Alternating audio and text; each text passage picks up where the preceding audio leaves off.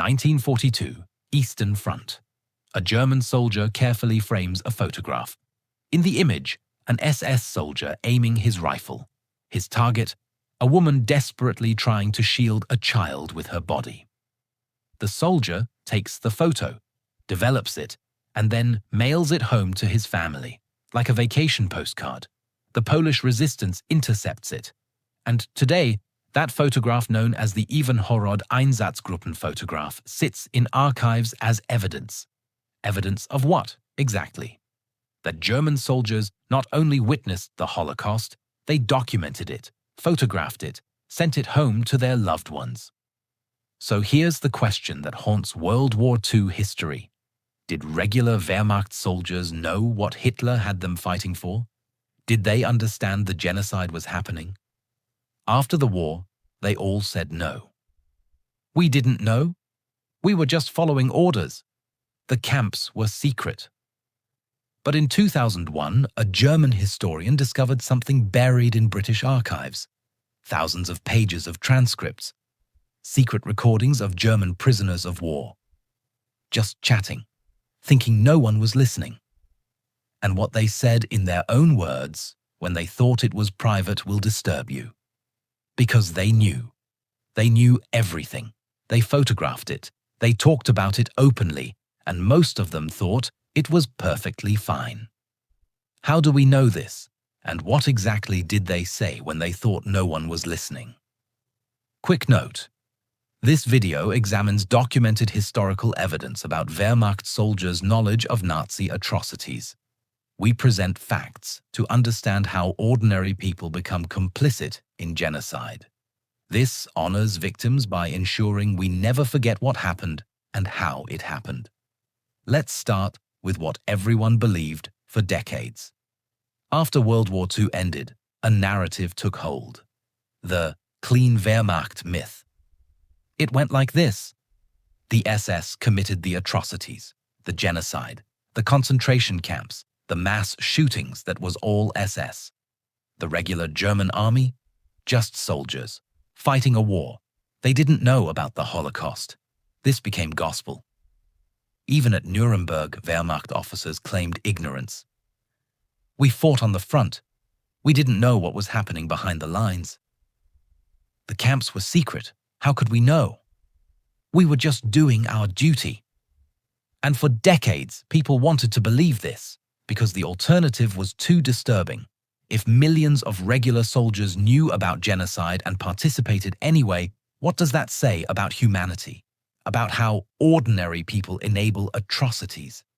But in 2001, that myth was about to be shattered by a German historian who stumbled upon something the British had kept secret for 56 years. And what he found would change how we understand the Holocaust forever. Sönke Neitzel, German historian, Glasgow University, doing research at the British National Archives in Kew, London. He's looking for something routine, military documents, standard stuff, and then he finds transcripts, conversations between German prisoners of war from World War II. At first, he thinks it's a small collection, maybe a few dozen pages, but as he keeps digging, he realizes what he's actually found. Over 100,000 transcripts from 3 secret British facilities, Trent Park in North London, Latimer House, and Wilton Park. The British had systematically bugged these POW camps, microphones hidden in lampshades, in plant pots, in billiards tables, even in trees in the garden. Over 10,000 German prisoners passed through these facilities, nearly 60 German generals at Trent Park alone, and the British recorded everything they said. Now here's the brilliant part. The Germans had no idea. They thought they were just chatting with fellow soldiers in private, so they spoke freely about what they'd done, what they'd seen, what they thought about it, and who were the secret listeners. Jewish refugees who had fled Nazi Germany. They transcribed every word. Winston Churchill personally read these transcripts. He called them an excellent insight into the German character. But after the war, the British classified everything, kept it secret for decades, until Neitzel found it in 2001. He spent years analyzing the transcripts, published 2 books, Tapping Hitler's Generals and Soldaten, on fighting, killing, and dying. And what emerged from these conversations, in the soldiers' own words, destroyed the clean Wehrmacht myth completely. But what exactly did they say? And how casual were they about atrocities? Picture this: German generals. Comfortable prison. They're allowed to keep personal servants. They drink wine, eat good food. One general literally wrote home saying the British were so stupid for treating them so well. And while sipping wine in this luxury POW camp, what do they talk about? War crimes. Lots and lots of war crimes. A review of Neitzel's work describes what emerged. German soldiers were brutal and licentious, as cruel as they were casual in inflicting horrific violence on combatants and civilians alike. They talked about the mass gassing of Jews and gang rapes to individual killings. One soldier bragged about a Dane shot dead over a trivial quarrel on a tram. Another, a Frenchman gunned down because the killer needed his bicycle. A soldier proudly described wearing chamois gloves specifically to knock down a dirty Polish swine. They recounted these incidents the way you or I might describe our morning commute.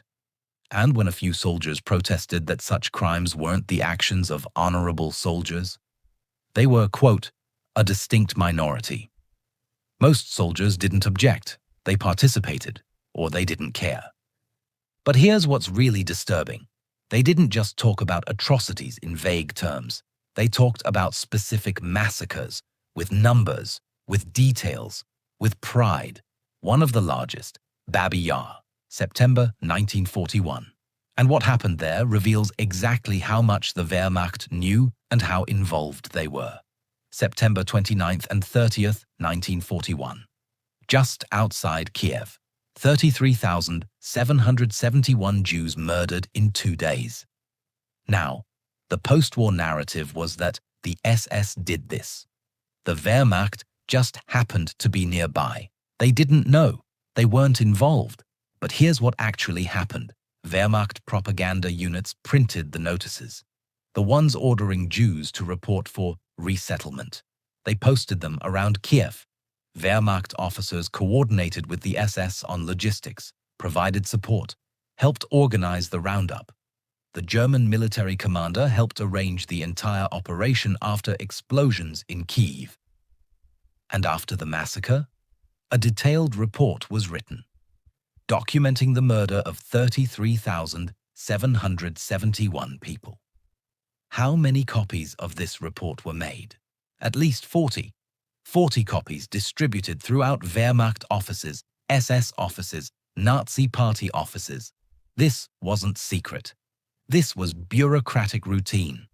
These reports were, quote, routinely copied, read, and discussed in detail. The mass shootings of 1941 were widely known in Nazi government and party circles. It was like a company memo, except the subject line was successfully murdered 33,571 Jews.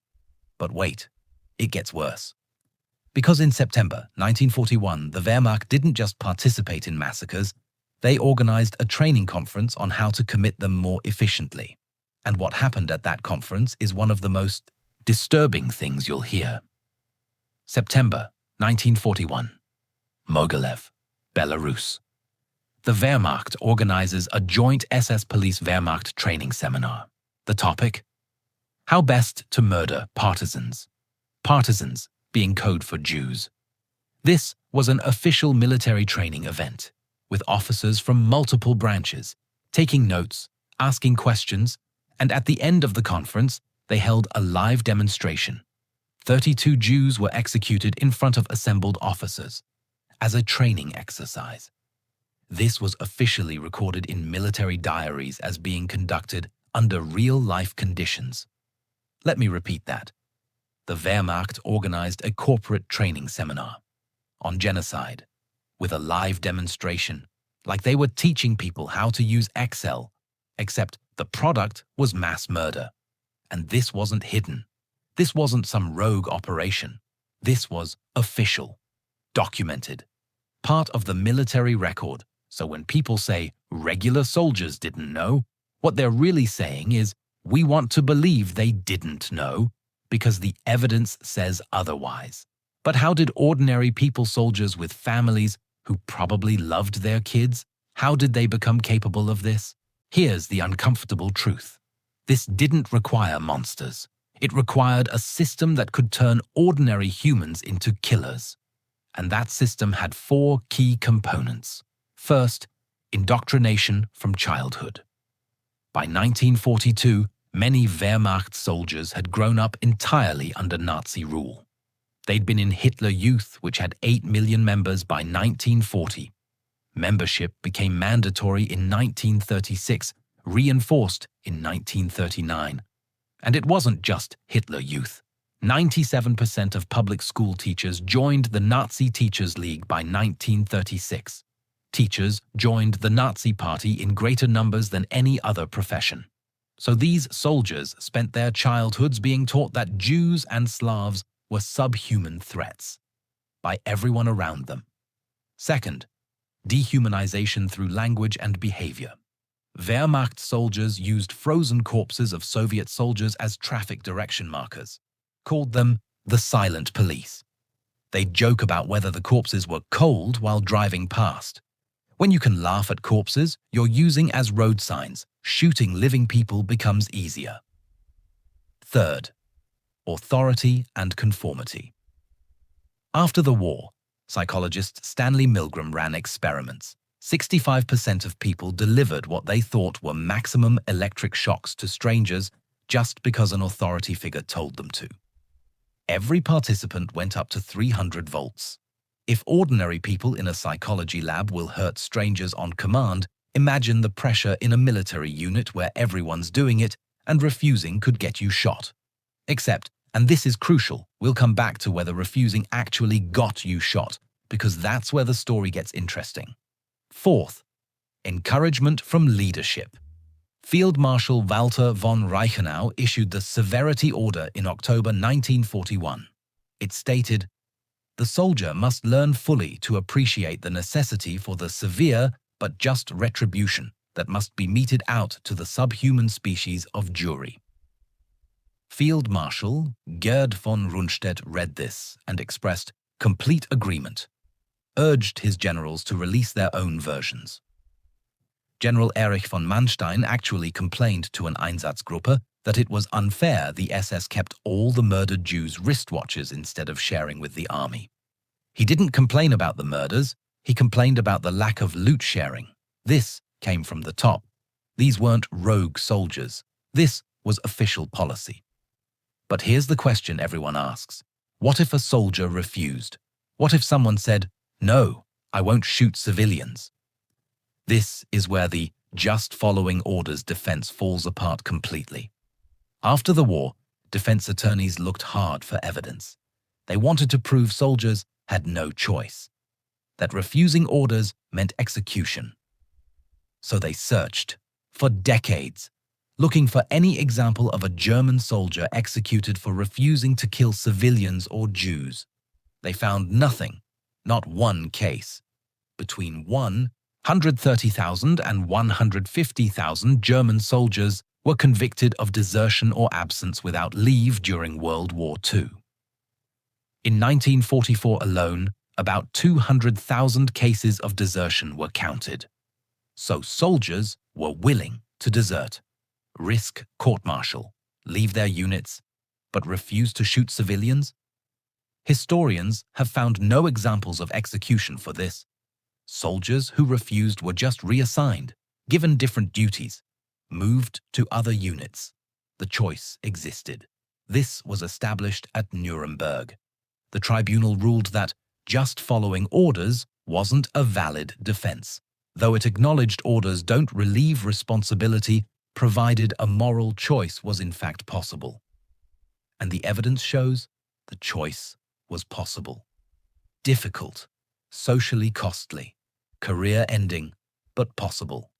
Most soldiers didn't take it, not because they'd be shot, but because everyone around them was participating, because their commanders encouraged it, because years of indoctrination had convinced them it was necessary, and because, based on the recordings, many of them thought it was right.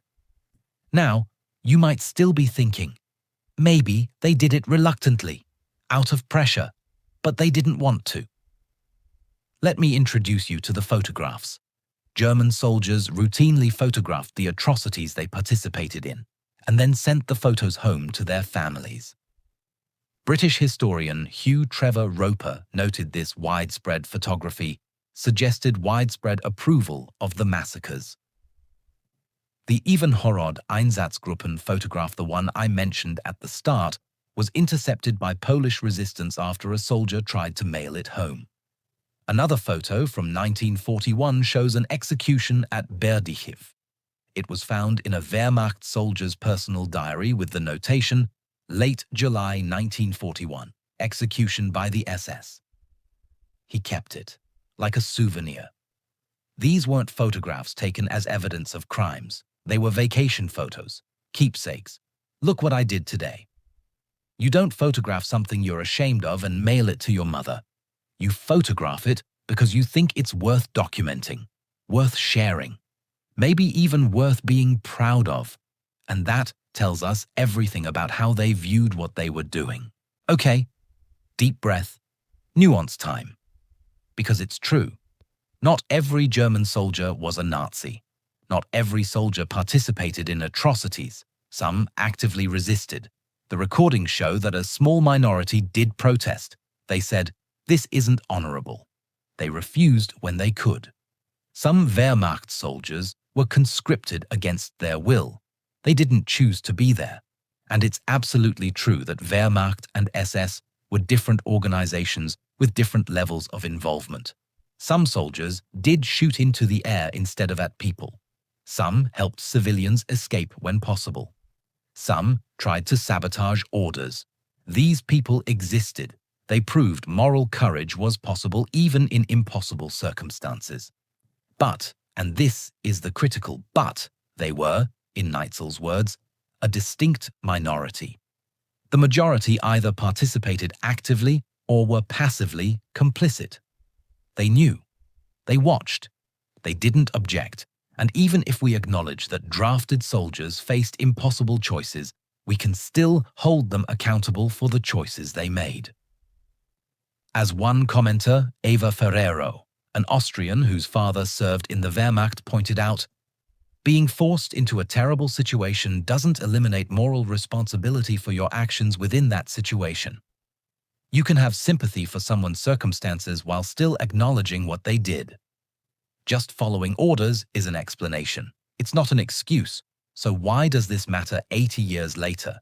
Because this isn't about Nazis. It's about us. The question, how many soldiers knew, is really asking, how do normal people become complicit in evil? What are the warning signs? How do we prevent it?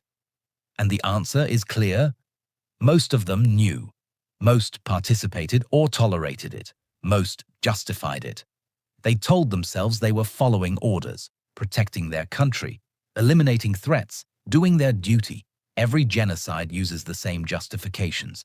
Every authoritarian regime uses the same playbook. Dehumanize the target, create us versus them, claim existential threat, demand loyalty, punish dissent, escalate gradually, and ordinary people, people who think of themselves as good, become killers. That's the lesson. Not Germans were uniquely evil, but humans are capable of evil under the right conditions. Those conditions can be created, deliberately, systematically, which means we all have responsibility to recognize warning signs, resist dehumanizing language, question authority, stand up even when it's hard. The minority who protested proved it was possible. Dangerous. Sometimes fatal, but possible. And if we ever face that test, we need to be them. Here's the final twist. Even after all this evidence emerged, the myth persisted. In 1995, an exhibition in Hamburg showed 1,380 photographs of Wehrmacht troops committing war crimes. It sparked massive controversy, protests, debates. People didn't want to believe it. Field Marshal Rommel, whose mission included plans to exterminate Jews in North Africa and Palestine, still has Germany's largest military base named after him. The myth was so powerful, so psychologically necessary, that even confronted with photographic evidence, many people resisted. Because accepting the truth means accepting that your grandfather, your great-uncle, the good soldier in your family photo album might have known, might have participated, might have been complicit. That's hard. I get it. But historical truth doesn't care about our comfort. So, how many Nazi soldiers actually knew what Hitler had them fighting for? The evidence, the secret recordings, the photographs, the bureaucratic reports distributed in 40 copies, the training seminars with live demonstrations tells us most of them. They knew about the Holocaust. They knew about mass shootings. They knew about extermination camps. They photographed it, mailed photos home, talked about it openly in what they thought were private conversations. Some participated eagerly, some watched passively. A small minority protested, but the claim that regular soldiers didn't know, that they were innocent bystanders, the evidence doesn't support it. Sönke Neitzel's discovery of those British recordings gave us something unprecedented. The unfiltered voices of Wehrmacht soldiers when they thought no one was listening. And what they said reveals the truth about complicity, about ordinary people enabling genocide, about how just following orders is never an excuse. We remember this not to condemn Germans specifically, but to understand how atrocity happens, because it doesn't require monsters, just ordinary people who convince themselves that evil is acceptable. And that means any of us could be them, or could be the minority who refused. The choice is always ours. The Wehrmacht wasn't ignorant. They were complicit. The evidence is overwhelming. What other historical myths need to be challenged? Let me know. Subscribe to the Dictator Lab for more uncomfortable truths backed by actual evidence.